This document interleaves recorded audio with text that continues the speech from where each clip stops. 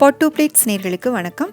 இன்றைக்கி நம்மளோட சேனலில் ரொம்ப ஆரோக்கியமான அதே சமயம் ரொம்ப பாரம்பரியமான ஒரு ரெசிபி தான் பார்க்க போகிறோம். வெள்ளைச்சோளத்தை பயன்படுத்தி நல்லா சாஃப்டான இட்லியும் தோசையும் எப்படி பண்ணுறது அப்படின்னு தான் செஞ்சு காமிக்க போகிறேன். வெள்ளைச்சோளத்தில் பார்த்திங்கன்னா கால்சியம், புரோட்டீன், மெக்னீஷியம் இந்த மாதிரி ஏகப்பட்ட சத்துக்கள் இருக்குது. இதில் ஃபைபர் கண்டென்ட் அதிகமாக இருக்கிறதுனால செரிமானத்துக்கு ரொம்பவே உதவியாக இருக்குது. சோளத்தில் மெக்னீஷியம் ஒரு மேஜரான நியூட்ரிஷனாக இருக்குது. இது நம்ம உடம்புல கால்சியத்தோட செயல்பாட்டை பூஸ்ட் பண்ணும். அதனால் நம்மளோட எலும்புகள் நல்லா ஸ்ட்ரென்தன் ஆகும். இதில் நிறைய ஃபைபர் கண்டென்ட் இருக்கிறதுனால வெயிட் லாஸ் பண்ணணும்னு நினைக்கிறவங்க சோளம் அடிக்கடி சாப்பிட்லாம். அதே மாதிரி டயபெட்டிக் பேஷண்ட் கூட சோளம் எடுத்துக்கலாம். இந்த சோள தோசை பண்ணுறதுக்கு தேவையான பொருள் எல்லாம் கீழே டிஸ்கிரிப்ஷனில் கொடுத்துருக்கேன். இப்போ இது எப்படி பண்ணுறதுன்னு பார்க்கலாம்.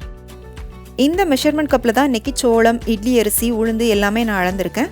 இந்த கப்புக்கு 2 கப்பு வெள்ளைச்சோளமும் 1 கப்பு இட்லி அரிசியும் எடுத்துகிட்டு நல்லா கழுவிட்டு தண்ணி ஊற்றி ஊற வச்சுக்கோங்க. சோளத்தை நீங்கள் 5லேருந்து 6 மணி நேரம் கட்டாயம் ஊற வைக்கணும். இப்போ அதே கப்புக்கு 3/4 கப் அளவுக்கு உளுந்தும் 1 டீஸ்பூன் வெந்தயமும் எடுத்து இன்னொரு பாத்திரத்தில் ஊற வச்சுருக்கேன். உளுந்து 1 மணி நேரம் ஊற வச்சா போதும். இதில் ஒரு 1/4 கப் அவலை ஊற வச்சுருக்கேன். அவல் ஒரு 10 நிமிஷம் ஊற விட்டிங்கன்னா போதும். இப்போ முதல்ல நம்ம உளுந்து அரைச்சிடலாம். நான் இன்றைக்கி கிரைண்டரில் அரைக்கிறேன். நீங்கள் மிக்சியில் கூட அரைச்சிக்கலாம். உளுந்து அரைக்கும் போது கொஞ்சம் கொஞ்சமாக தண்ணி தெளித்து நல்லா வெண்ணெய் மாதிரி சாஃப்டாக அரைச்சிக்கோங்க. இப்போ நீங்கள் தோசை மட்டும் பண்ண போகிறீங்க அப்படின்னா அவல், உளுந்து, சோளம், அரிசி எல்லாத்தையும் ஒன்றா சேர்த்து போட்டே நீங்கள் அரைச்சிடலாம். நான் இன்றைக்கி இட்லியும் செய்ய போகிறதுனால உளுந்து தனியாக அரைச்சிருக்கேன். இப்போ உளுந்து அரைச்சி எடுத்தாச்சு. அடுத்ததாக ஊற வச்ச அரிசி, சோளம், அவல் இருக்கு இல்லையா, அதை போட்டு அரைச்சிக்கலாம். சோளத்தையும் இந்த மாதிரி நல்லா சாஃப்டாக அரைச்சிக்கோங்க. லைட்டாக நரநரப்பு இருக்கணும், ரொம்பவும் மையாக அரைக்க வேண்டாம். இப்போ இதையும் நம்ம உளுந்து எடுத்து வச்சுருக்கோம் இல்லையா, அதே பாத்திரத்துக்கு நான் மாற்றிக்கிட்டேன். இப்போ இதுக்கு தேவையான அளவுக்கு உப்பு சேர்த்துட்டு கையால் இதை நல்லா கலந்து விட்டுக்கோங்க. கலந்துட்டு இதை ஒரு மூடி போட்டு மூடி 8லேருந்து 10 மணி நேரத்துக்கு இதை புளிக்க விட்டுக்கலாம். இப்போ 8 மணி நேரம் கழித்து நான் மாவு எடுத்திருக்கேன். மாவு நல்லா புளிச்சு பொங்கி இருக்குது. நீங்கள் மாவை ஊற்றி வைக்கிற பாத்திரம் கொஞ்சம் பெருசாக எடுத்துக்கோங்க. மாவு புளிச்சு வெளியில் பொங்கி சிந்தாத அளவுக்கு கொஞ்சம் பெரிய பாத்திரத்தில் மாவு ஊற்றி வச்சுக்கோங்க. இப்போ முதல்ல இட்லி எப்படி பண்ணுறதுன்னு பார்க்கலாம். இட்லி பண்ணுறதுக்கு மாவு இந்த அளவுக்கு திக்காக இருக்கணும். அதனால் இதில் நம்ம தண்ணி எதுவும் சேர்க்க தேவையில்லை. இப்போ இதை இட்லி தட்டில் ஊற்றிடலாம்.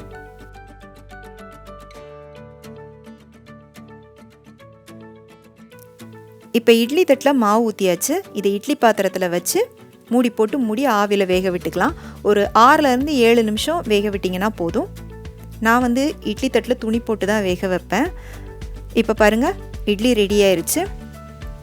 இந்த மாதிரி ஒரு கத்தி எடுத்துகிட்டு இட்லிகிட்ட குத்தி பார்த்தீங்க அப்படின்னா நல்லா மாவு ஒட்டாமல் வரணும். அப்போ இட்லி வெந்துருச்சு அப்படின்னு அர்த்தம். இப்போ இதை நம்ம வேற ஒரு பிளேட்டுக்கு மாற்றிக்கலாம்.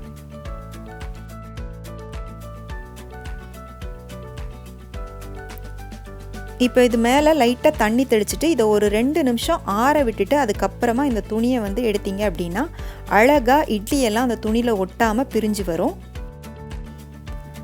வழக்கமாக நம்ம செய்கிற அரிசி மாவு இட்லியிலேருந்து இதோட கலர் மட்டும் கொஞ்சம் வித்தியாசப்படும். அரிசி மாவு இட்லி நல்லா வெள்ளையாக இருக்கும். இது கொஞ்சம் பழுப்பு கலரில் இருக்கும், அவ்வளோதான். மற்றபடி டேஸ்ட் எல்லாம் பார்த்தீங்கன்னா அரிசி மாவு இட்லியை விட ரொம்பவே நல்லாயிருக்கும். பாருங்கள், இந்த இட்லி எவ்வளோ சாஃப்டாக நல்லா ஸ்பாஞ்சியாக இருக்குது அப்படின்னு. கிரைண்டரில் அரைச்சதுனால ரொம்ப நேரம் ஆனாலும் இந்த இட்லி நல்லா சாஃப்டாகவே இருக்கும். அடுத்ததாக தோசை எப்படி பண்ணுறதுன்னு பார்க்கலாம். தோசைக்கு இட்லி மாவை விட மாவு கொஞ்சம் தண்ணியாக இருக்கணும். அதனால் தேவையான அளவுக்கு மாவு எடுத்துகிட்டு கொஞ்சமாக தண்ணி விட்டுட்டு இந்த மாவை கரைச்சிக்கலாம். தண்ணி ரொம்ப ஊற்றாதீங்க, கொஞ்சமாக ஊற்றிட்டு இந்த மாதிரி பக்குவத்தில் கரைச்சி எடுத்துக்கோங்க. இப்போ தோசை ஊற்றிடலாம். கல் நல்லா சூடானதுக்கப்புறமா மாவு ஊற்றிக்கோங்க.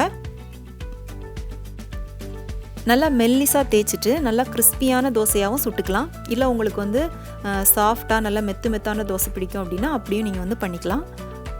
இப்போ தோசை ஊற்றிட்டு ஒரு 1 நிமிஷம் இதை கொஞ்சம் வேக விட்டுட்டு அதுக்கப்புறமா சுற்றி எண்ணெய் விட்டுக்கோங்க. எண்ணெய் நல்லெண்ணெய் ஊற்றிக்கோங்க. இந்த சோள தோசையில் டேஸ்ட் எவ்வளோ தூரத்துக்கு நல்லாயிருக்கோ அதே அளவுக்கு இதோட மணமும் நல்லாயிருக்கும். இதோட ஹைலைட்டே இதோட மனம் தான். நீங்கள் தோசை சுடும்போதே அப்படியே வீடே மணக்கும். இப்போ தோசை ரெடி ஆயிடுச்சு. நான் திருப்பி போடலை. நீங்கள் திருப்பி போட்டு வேக விட்டு எடுக்கிறதா இருந்தாலும் எடுத்துக்கலாம். இப்போ நம்மளோட ஆரோக்கியமான சோள தோசையும் சோள இட்லியும் ரெடி ஆயிடுச்சு.